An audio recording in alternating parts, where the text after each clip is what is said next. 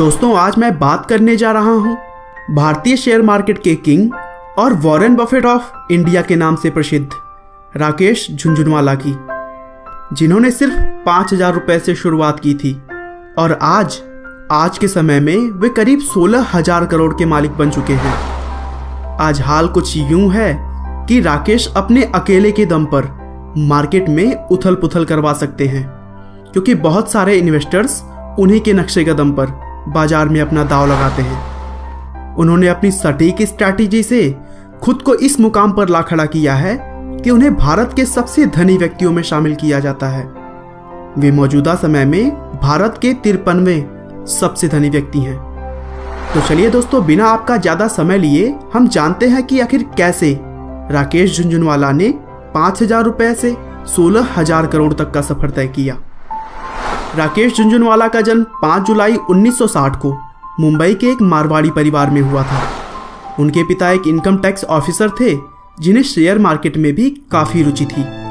वे अक्सर अपने दोस्तों के साथ शेयर से संबंधित बातें करते रहते थे।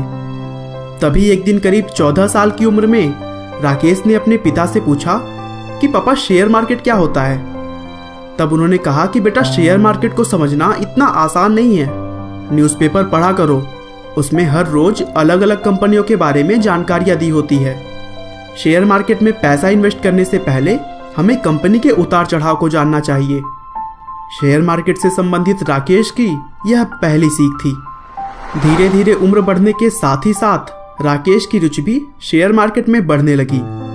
अपने पिता के कहने के अनुसार वह अलग अलग कंपनियों के न्यूज से अपडेट रहने लगे और जब उन्हें ठीक ठाक नॉलेज हो गया तब उन्होंने अपने पिता से शेयर मार्केट में आने की इच्छा जताई, लेकिन उनके पिता ने उन्हें तुरंत मना कर दिया। उन्होंने कहा कि पहले अपनी प्रोफेशनल पढ़ाई पूरी कर लो, उसके बाद तुम्हारा जैसा मन होगा वैसा करना। आगे चलकर उन्होंने Sydenham college of commerce and economics से अपनी ग्रेजुएशन की पढ़ाई पूरी की और फिर 1985 में वे एक चार्टर्ड अकाउंटेंट बन गए। दोस्तों, अब राकेश ने अपनी प्रोफेशनल पढ़ाई पूरी कर ली थी।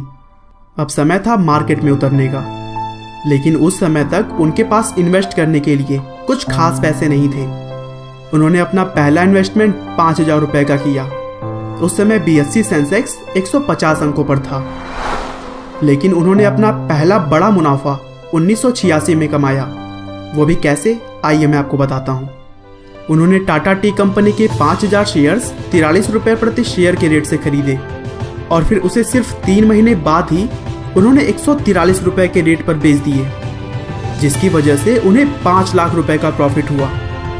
आगे भी अपनी शार्प माइंड को यूज करते हुए उन्होंने 1986 से 1989 के बीच करीब 25 लाख रुपए कमा लिए और फिर अगले कुछ ही सालों में उनकी संपत्ति करोड़ों में हो गई। लेकिन उनके लाइफ का सबसे बड़ा टर्निंग पॉइंट 2002-03 में आया, जब उन्होंने टाइटन कंपनी के 6 करोड़ शेयर्स को 3 रुपए प्रति शेयर के हिसाब से खरीदा और बाद में उस शेयर का रेट अविश्वसनीय रूप से बढ़कर 390 रुपए हो गया, जिस कारण राकेश झुनझुनवाला को करीब 2100 करोड़ का फायदा हुआ। अब दोस्तों, ऐसा नहीं है कि वे हमेशा फायदे में ही रहे हैं, उन्हें बहुत बड़े बड़े नुकसान भी झेलने पड़ चुके हैं।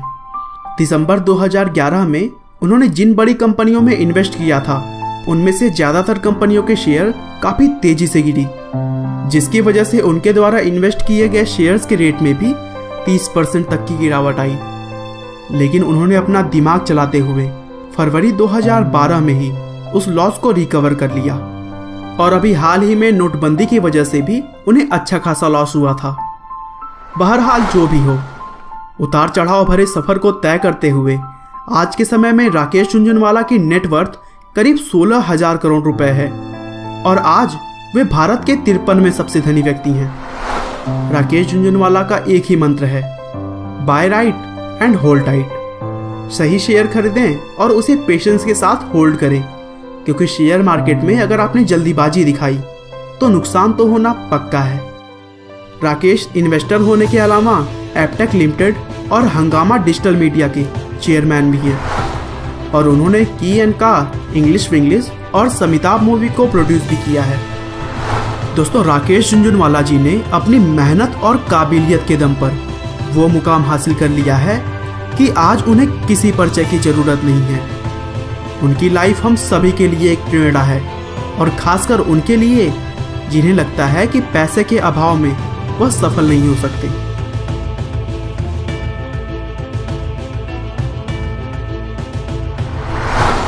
आपका बहुमूल्य समय देने के लिए बहुत बहुत धन्यवाद। इस वीडियो को लाइक करके आप हमारा मनोबल बढ़ा सकते हैं। दोस्तों, अगर आप हमारे वीडियोस को मिस नहीं करना चाहते तो कृपया चैनल को सब्सक्राइब कर लें। आपको यह कहानी कैसी लगी हमें कमेंट करके ज़रूर बताएं। धन्यवाद।